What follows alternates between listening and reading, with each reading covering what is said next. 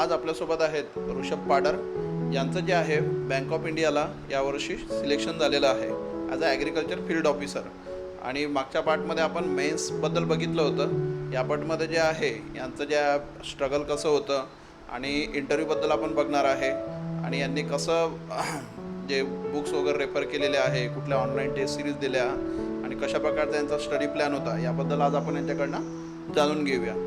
तर ऋषभ, जे पहिला प्रश्न तुमच्याकडचा आहे समजा तो म्हणजे असा की तुमचं जे बॅकग्राऊंड आहे ते ॲग्रिकल्चर आहे. तुम्हाला 4 वर्ष जे आहे ते ॲग्रीशी रिलेटेड होतं आणि बँकिंगमध्ये जर बघितलं तर मॅथ्स, रिजनिंग, इंग्लिश हे सब्जेक्ट तुमच्यासाठी नवीन होते.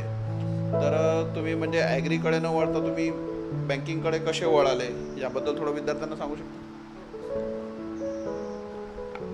तर ॲग्रिकल्चर स्टुडंटच्या माइंडमध्ये हा सर्वात मोठा प्रश्न असतो की बँकिंग सेक्टरकडे वळत असताना जसं की 4 वर्ष ॲग्रिकल्चर स्टुडंटला मॅथ्सशी संबंध नसतो, तर अशा कंडिशनमध्ये एखाद्या ॲग्रिकल्चर ग्रॅज्युएटला बँकिंग सेक्टर कधी कसं वळायचं हा सर्वांच्या माइंडमध्ये प्रश्न असतो. पण माझं असं मत आहे की बँकिंग सेक्टरकडे पळायलाच पाहिजे, कारण बँकिंगमध्ये ॲग्रिकल्चर फील्ड ऑफिसर म्हणून एक स्पेशल पोस्ट राहते ज्याच्यामध्ये कॉम्पिटिशनसुद्धा खूप कमी राहते. आणि पहिला प्रश्न माझा, मी कशा प्रकारे बँकिंग सेक्टरकडे वळलो, तर सर्वात महत्त्वाचं म्हणजे सर माझा एक सिनियर होता अजिंक्य वरणकर म्हणून. तो व्यक्तीने फर्स्ट अटेम्प्टमध्ये सर एक्झाम क्रॅक केली. तर मग आपल्यासोबत राहणारा व्यक्ती जर ती एक्झाम क्रॅक करू शकतो, त्यालासुद्धा मॅथ्सशी संबंध नव्हता, मग तो व्यक्ती जर मॅथ्स क्रॅक करू शकतो तर मी का नाही.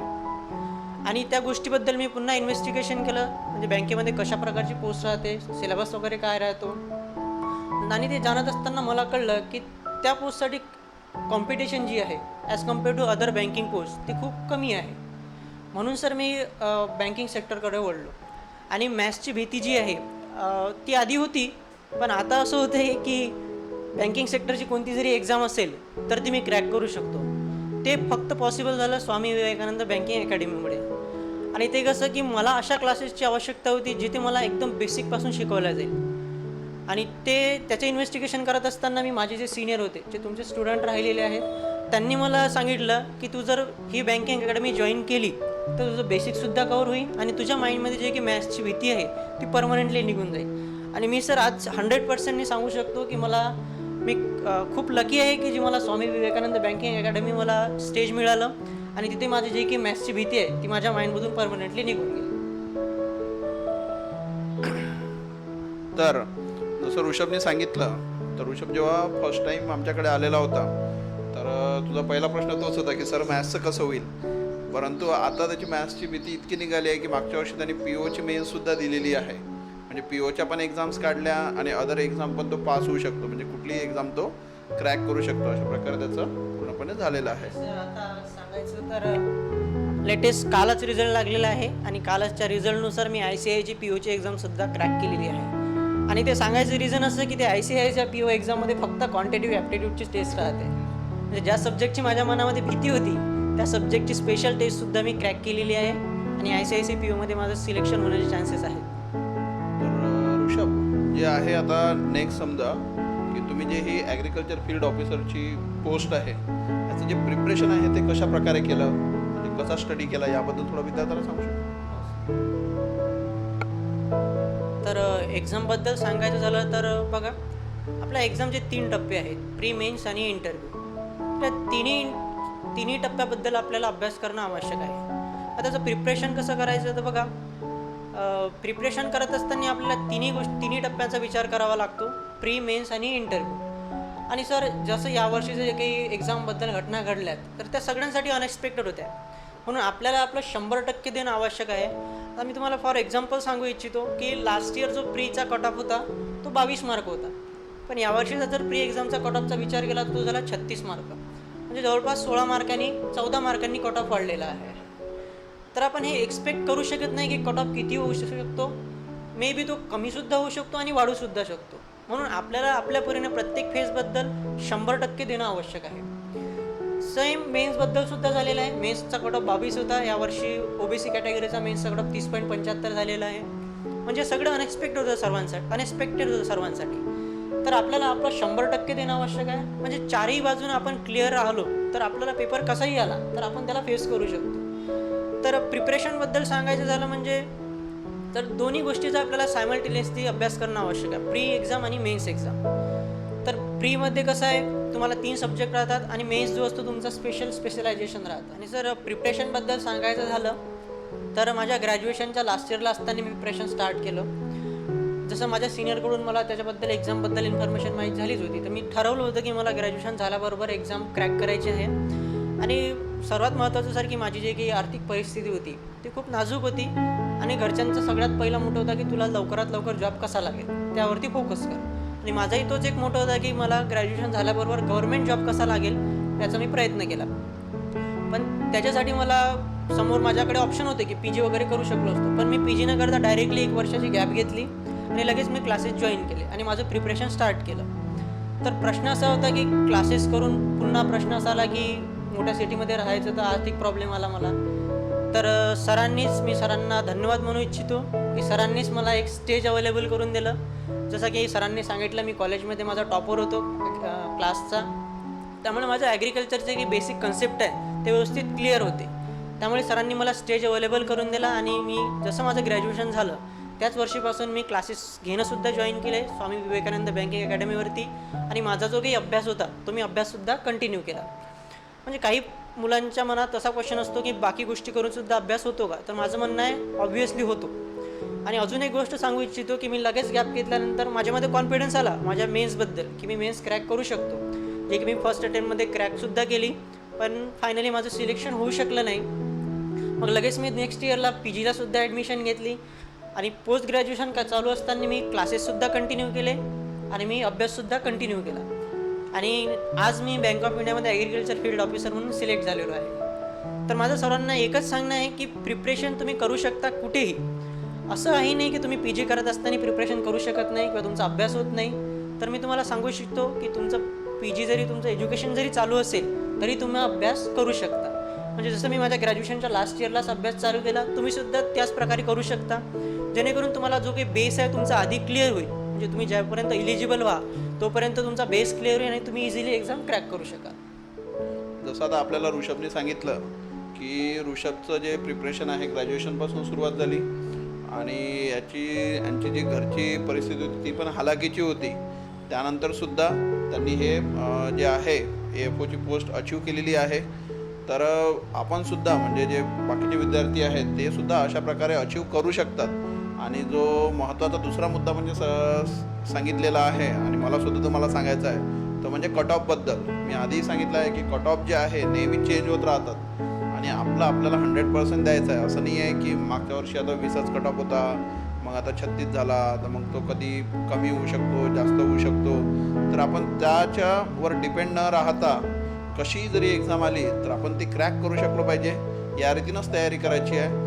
त्यासाठी म्हणजे मेन एक गोष्ट सांगायची झाली विद्यार्थ्यांना समजा तर मुलं जे आहे एफ ओचं प्रिपरेशन करताना फक्त मग ॲग्रिकल्चर फील्ड ऑफिसरच्याच मागे लागतात. तर तुम्ही तेच न करता तुम्ही अदरही एक्झाम देत चला, म्हणजे पी ओच्या एक्झाम, क्लर्कच्या एक्झाम. त्याने तुमचा कॉन्फिडन्स पण वाढेल आणि तुमची कॉम्पिटिशन पण तुम्हाला माहीत पडेल. तर आपला जो आता नेक्स्ट क्वेश्चन आहे ऋषभसाठी तो म्हणजे असा की जसं आपण मागच्या पार्ट 1मध्ये बघितलेलं आहे की तुम्ही सांगितलं आहे की 20 पैकी जे आहे 18 मार्क ऋषभला भेटलेले आहे इंटरव्ह्यूमध्ये. तर जशी यांनी इंटरव्ह्यूची प्रिपरेशन केलेली आहे, कशी स्ट्रॅटेजी वापरली, काय असायला पाहिजे, त्याबद्दल थोडं विद्यार्थ्यांना सांगू शकता? इंटरव्ह्यूबद्दल सांगायचं झालं तर यावर्षी आवर्जून सांगू इच्छितो, कारण की यावर्षी जे काही सिलेक्शन झालेले आहेत ते 70% selection on the basis of interview झालेले आहेत. म्हणजे तुमचा इंटरव्ह्यूमध्ये परफॉर्मन्स कसा होता याच्यावरती झालं आहे. मी पार्ट 1मध्ये सुद्धा तुम्हाला एक एक्झाम्पल दिलेलं आहे की एका माझाच कलीग, त्याला मेन्स आणि माझ्या आणि त्याच्या मेन्सच्या मार्कमध्ये फक्त 0.25चा डिफरन्स होता, पण फायनल सिलेक्शन डिपेंड झालं ते इंटरव्ह्यूच्या स्कोअरवरती. मला स्कोअर जास्त झाला म्हणून माझं सिलेक्शन होऊ शकलं आणि तो व्यक्ती इव्हेंच्युअली सिलेक्ट होऊ नाही शकला. तर इंटरव्ह्यूचं प्रिपरेशन करत असताना तुम्हाला सर्वात महत्त्वाची गोष्ट जी आहे तो पहिला आहे तुमचा आउटफिट. आउटफिट मीन्स तुम्ही कोणते कपडे घालायचे, कसे घालायचे. तुमची दुसरा प्रश्न आहे तुमची पर्सनॅलिटी. तुमची पर्सनॅलिटी कशी आहे, तुमचं बिहेवियर कसं आहे, तुम्ही बोलता कसं, तुम्ही वागता कसं. म्हणजे ज्यावेळेस आपण इंटरव्ह्यू रूमच्या डोअरमधनं एंट्री करतो त्यावेळेसपासून तर इंटरव्ह्यूच्या रूममधून बाहेर निघेपर्यंत तुम्हाला कशा प्रकारे वागायचं आहे ह्या सगळ्या गोष्टी तुमच्या पर्सनॅलिटीवरती डिपेंड करतात. तिथे HR डिपार्टमेंटचे एक व्यक्ती राहतो, ते आपलं कम्प्लिटली पर्सनॅलिटी तुमची जज करत राहतो. म्हणून तुमच्या पर्सनॅलिटीवरती तुम्हाला लक्ष देणं आवश्यक आहे. आणि तिसरा मुद्दा आहे की तुमची मेंटल स्टॅबिलिटी. तर मेंटल स्टॅबिलिटीबद्दल सांगायचं झालं तर एक एक्झाम्पल सांगू इच्छितो. जसं सर की मला क्वेश्चन विचारला की तुम्हाला काही एक्सपिरियन्स आहे का, तर मी त्यांना सांगितले की मला टीचिंगचा एक्सपिरियन्स आहे प्रायव्हेट अकॅडमीवरती 3 वर्षापासून. तर मला त्यांनी क्वेश्चन केला की आमच्याकडे तुला विचारायला खूप काही आहे म्हणे मग ॲग्रिकल्चरबद्दल. तर मी थोडा प्रोत्साहित झालो की मला आता नेक्स्ट क्वेश्चन ॲग्रिकल्चरबद्दल येणार. पण मी सांगू इच्छितो की मला नेक्स्ट क्वेश्चन होता की क्वांटिटेटिव्ह आणि qualitative tools of monetary policy काय आहे. तर सेकंदासाठी मला शॉक झाला की यांनी मला ॲग्रिकल्चरबद्दल प्रोत्साहित करून दिलं आणि मला लगेच क्वेश्चन इकॉनॉमिक्सवरती आला. तर अशा कंडिशनमध्ये तुम्हाला तुमची मेंटल स्टॅबिलिटी असणं आवश्यक आहे. म्हणजे क्वेश्चन जरी वेगळा आला असेल पण आपण त्याच्याबद्दल प्रिपेअर केलेलं असतं, तर तिथे पॅनिक न होता फ्रीली स्माईल करून तुम्हाला आन्सर देणं आवश्यक आहे. आणि प्रत्येक आन्सर देत असताना तुमच्यामध्ये कॉन्फिडन्स असणं आवश्यक आहे. कॉन्फिडन्स हा इंटरव्ह्यूचा सर प्लस पॉईंट आहे. जोपर्यंत तुमच्यामध्ये कॉन्फिडन्स बिल्ड होत नाही तोपर्यंत तुम्ही इंटरव्ह्यू फेस करू शकत नाही. तर आन्सर देत असताना तुम्हाला जेवढे की इंटरव्ह्यूवर असेल, जे की बॉडी असेल, तर प्रत्येक बॉडी मेंबरच्या डोळ्याकडे बघून तुम्हाला आन्सर करावं लागतं. म्हणजे असं नाही आहे की ज्या व्यक्तीने तुम्हाला क्वेश्चन विचारला की त्याच व्यक्तीकडे बघून आन्सर द्यायचं. तर आन्सर प्रत्येकाकडे बघून का बरं द्यावं लागतं? कारण की प्रत्येक व्यक्तीला आपल्याकडे अट्रॅक्ट करावं लागतं. नाहीतर आपण ज्या व्यक्तीला बघून त्याला आन्सर देतो तो व्यक्ती असं वाटतं बाकीच्यांना मग बोर होतं, असं वाटतं की हा व्यक्ती याच्याशीच बोलत आहे. म्हणून प्रत्येकाला इक्वली इम्पॉर्टन्स देऊन प्रत्येकाशी आय कॉन्टॅक्ट करून आपल्याला आन्सर द्यावं लागतं. आणि महत्त्वाचं म्हणजे की कॉन्फिडन्स, जे की मी आधी सांगितलं, कॉन्फिडन्स बिल्ड करणं हे खूप इम्पॉर्टंट आहे. आणि माझा जो कॉन्फिडन्स बिल्ड झालेला आहे तो आपल्या स्वामी विवेकानंद बँकिंग अकॅडमीवरतीच झाला, जे की सरांनी मला स्टेज अवेलेबल करून दिलं टीचिंगसाठी. मला रोज विद्यार्थ्यांसमोर जाऊन बोलावं लागत होतं. त्याच्यामुळे माझा जो काही कॉन्फिडन्स आहे तो खूप व्यवस्थित बिल्ड झाला. आणि काही मुलांचा असा प्रश्न असतो की इंटरव्ह्यूसाठी प्रिपरेशन करायला बाहेर जायचं का, कुठे चांगल्या अकॅडमीवरती तिकडे फोकस करायचं का. तर याची तुम्हाला काहीच गरज नाही आहे. तर मी जिथे राहतो तिथेच माझं प्रिपरेशन झालेलं आहे. आपल्या बँकिंग अकॅडमीवरती सरांनी माझं प्रिपरेशन करून घेतलेलं आहे आणि मला 20 पैकी 18 मार्क्स मिळालेले आहे. तर याचं कारण असं, 18 मार्क मिळण्याचं कारण असंच की सरांनी जे काही आमच्यावरती मेहनत घेतलेली आहे. मी जेवढे की मेंबर इंटरव्ह्यूसाठी सिलेक्टेड होतो प्रत्येकाला जवळपास 15 ते 18च्या मध्ये मार्क आहे आउट ऑफ 20. तर याचं सर्व काही श्रेय जे आहे इंटरव्ह्यूबद्दल मी सरांना देऊ इच्छितो. आणि इंटरव्ह्यूबद्दल असं नाही की तुम्हाला बाहेर जाऊन प्रिपरेशन करावं लागेल. तुमच्यामध्ये जर कॉन्फिडन्स असेल आणि तुमची जर मेंटल स्टॅबिलिटी बिल्ड असेल तर तुम्ही इंटरव्ह्यूला इझिली फेस करू शकता. आणि आणखी सर इंटरव्ह्यूबद्दल सांगायचं झालं तर मी माझ्या इंटरव्ह्यूचा एक्सपिरियन्स शेअर करू इच्छितो की मला इंटरव्ह्यूचं चालू असताना मला एक क्वेश्चन आला की त्या क्वेश्चनने थोडं मी शॉक झालो होतो. पण अशा क्वेश्चन त्याला आपण सिच्युएशन बेस्ड क्वेश्चन म्हणतो की तुम्ही ॲज बँकेमध्ये ॲग्रिकल्चर फील्ड ऑफिसर जॉईन झाले तर इंटरव्ह्यूवर तुम्हाला एक सिच्युएशन देतात की या सिच्युएशनमध्ये तुम्ही काय कराल, किंवा तुम्ही जर अशा एखाद्या बँकर ऑफिसरकडे गेले तर अशी सिच्युएशन असल्यावर तुम्ही काय कराल, किंवा ऑफिसरला काय करायला पाहिजे, असे काही क्वेश्चन्स असतात. तर मला असा एक क्वेश्चन आला की एक शेतकरी आहे, तो बँकेमध्ये गेला आणि त्याने एका गाईसाठी लोनसाठी अप्लाय केलं. तर जो काही ऑफिसर असतो तो एका गाईला लोन देत नाही, तो तुम्हाला 2 गाईसाठी लोन घ्यायला सजेस्ट करतो. म्हणजे तुम्ही 2 गाईसाठी लोन घ्या, एका गाईला आम्ही देत नाही. तर याचं प्रॅक्टिकल रिझन काय आहे, त्याच्यामागं काय रिझन आहे, असा मला क्वेश्चन होता. तर लाईफस्टॉक डेव्हलपमेंटबद्दल क्वेश्चन झाला तर त्याच्याबद्दल जेवढ्या काही स्कीम्स आहे त्या स्कीमचा मी स्टडी केला होता. तर सुरुवातीला मी त्या स्कीमबद्दल सांगितलं की डेअरी एंटरप्रेनरशिप डेव्हलपमेंट स्कीम राहते, तर त्याच्या अंडर 10 गाईसाठी क्रायटेरिया आहे. त्यांनी मला तिथेच थांबवलं आणि डायरेक्ट म्हटलं, अबे तो 10 गाईसाठी क्रायटेरिया आहे, तो 2 गाईचं काय. त्यांनी फुल्ली त्यांच्या लँग्वेजमध्ये, वऱ्हाडी लँग्वेजमध्ये मला डायरेक्ट बोलणं स्टार्ट केलं. तर मी थोडा शॉक झालो तिथे. पण मी पॅनिक नव्हता, स्माईल देऊन मी स्माईल देत त्यांच्याकडे बघत राहिलो. तर लगेच त्यांनी मला एक आधी क्वेश्चन विचारला होता की लॅक्टेशन पिरियड म्हणजे काय होतं. तर माझ्या माइंडमध्ये डायरेक्ट माझी मेंटल स्टॅबिलिटी असल्यामुळे ते लॅक्टेशन पिरियड क्लिक झाला आणि लगेच मी त्यांना आन्सर केलं की 2 गाईसाठी जर 2 गाईसाठी ऑफिसर लोनसाठी प्रपोज काय म्हणतो त्याला अप्रुव्हल करतो, कारण की एका गाईसाठी जर लोन दिलं तर त्याचा लॅक्टेशन पिरियड हा पर्टिक्युलर काळापर्यंत असतो आणि तो लॅक्टेशन पिरियड जर संपला तर तो जो काही शेतकरी असेल त्याचा इन्कम थांबवून जाईल आणि तो बँकेची किस्त भरू शकणार नाही. आणि जर 2 गाया जर घेतल्या तर एका गाईचा जरी लॅक्टेशन पिरियड संपला तर दुसऱ्या गाईचा लॅक्टेशन पिरियड कंटिन्यू चालू राहतो. म्हणजे जेणेकरून शेतकरी जे काही त्याची किस्त आहे तो वेळेत भरू शकेल. म्हणजे बँकर्स त्यांचा फायदा कसा होईल हे त्यांनी बघितलं. आणि ॲक्च्युली याच क्वेश्चनवरती त्यांनी मला सपोर्ट केला की दिस इज अ प्रॅक्टिकल आन्सर म्हणून म्हणे त्यांनी मला सांगितलं. आणि म्हणजे त्यांनाच माझं एकच म्हणणं आहे की जेवढे काही सिच्युएशन वाईज क्वेश्चन येतात तर त्यावेळेस तुम्हाला प्रॅक्टिकली आन्सर देणं आवश्यक आहे. स्कीम वगैरे आहेत ते सर्व ठीक आहे, पण ॲक्च्युअल प्रॅक्टिकल रिझन काय असू शकतं तर हे जेव्हा तुम्हाला तेव्हा माहीत पडेल ज्यावेळेस तुम्हाला ते प्रॅक्टिकल सिच्युएशन समजून येईल. तर इंटरव्ह्यूच्या अभ्यासाबद्दल जर सांगायचं झालं तर तुम्ही ॲग्रिकल्चर बॅकग्राऊंडशी आहात तर तुम्हाला ॲग्रिकल्चर बॅकग्राऊंडचे प्रत्येक कन्सेप्ट क्लिअर असणं आवश्यक आहे. म्हणजे जेणेकरून तुम्हाला, कारण की त्यांना माहिती आहे की तुम्ही ॲग्रिकल्चर ग्रॅज्युएट झालेले आहात, तुम्हाला ॲग्रिकल्चरबद्दल सर्व माहिती आहे. तर ॲग्रिकल्चरबद्दल ते तुम्हाला कोणतेही क्वेश्चन विचारू शकतात. जसं मला विचारलं की मिक्स फार्मिंग मिक्स क्रॉपिंगबद्दल काय असतं, म्हणजे डिफरन्स काय आहे, पिगरी काय आहे, पोल्ट्री काय आहे, कडकनाथ काय आहे, त्यानंतर पोल्ट्रीसाठी बेस्ट मेथड कोणती आहे, तुमच्या एरियामध्ये पीकचं डेव्हलपमेंट करतात का, कोणतं ब्रीड तुमच्या एरियामध्ये घेऊ शकता, कोणतं सजेस्ट कराल तुम्ही, हे सगळे आन्सर क्वेश्चन आले. पण याचा आन्सर आपण तेव्हाच देऊ शकेल ज्यावेळेस आपण त्याची प्रिपरेशन केली असेल तेव्हा.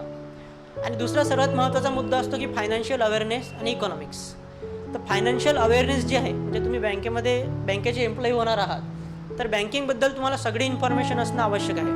आणि त्या सगळी इन्फॉर्मेशनचा जो काही स्टडी आहे तो आमच्या सरांनी आमच्याकडून करून घेतला. ॲग्रिकल्चरचा आमचा बॅकग्राऊंड असल्यामुळे ॲग्रिकल्चरच्या स्टडीमध्ये आम्हाला थोडा त्रास गेला नाही, पण फायनान्शियल अवेअरनेसचा डायरेक्टली अभ्यास करणं थोडं कठीण होतं. मग सरांनी एकदम इझी लँग्वेजमध्ये व्यवस्थित कन्सेप्ट क्लिअर करून आम्हाला सांगितलं, म्हणून मी फायनान्शियल अवेअरनेसचे सुद्धा व्यवस्थित आन्सर करू शकलो.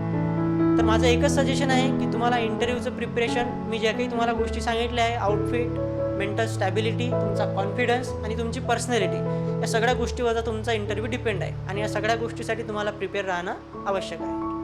तर ऋषभने जसं आता इंटरव्ह्यूबद्दल पुष्कळचं काही सांगितलेलं आहे आणि जे शेवटचा एक्सपिरियन्स ऋषभने सांगितलेला आहे सिच्युएशन बेस्ड क्वेश्चनचा, तर मी तर एक सजेस्टच करेल की आपण इंटरव्ह्यूमध्ये हा जो क्वेश्चन आहे सिच्युएशन बेस्ड क्वेश्चन, याला sorry sir I don't sir नाही म्हणू शकत, याचा ॲन्सर करणं आपल्याला आवश्यकच आहे. आणि बरेच मुलं इकॉनॉमिक्सचे कन्सेप्ट तुम्ही आतापासून वाचू शकता. इकॉनॉमिक्सचं एखादं बुक जर तुमच्याकडे असेल, जसं एक महाराष्ट्रामध्ये बुक फेमस आहे भगीरथ प्रकाशनचं इकॉनॉमिक्सचं, ते तुम्ही रेफर केलं तर त्यांचं इकॉनॉमिक्सचं सुद्धा प्रिपरेशन आतापासून होऊ शकते. तर आज जे आहे आपलं पुष्कळ चांगलं डिस्कशन झालेलं आहे ऋषभसोबत.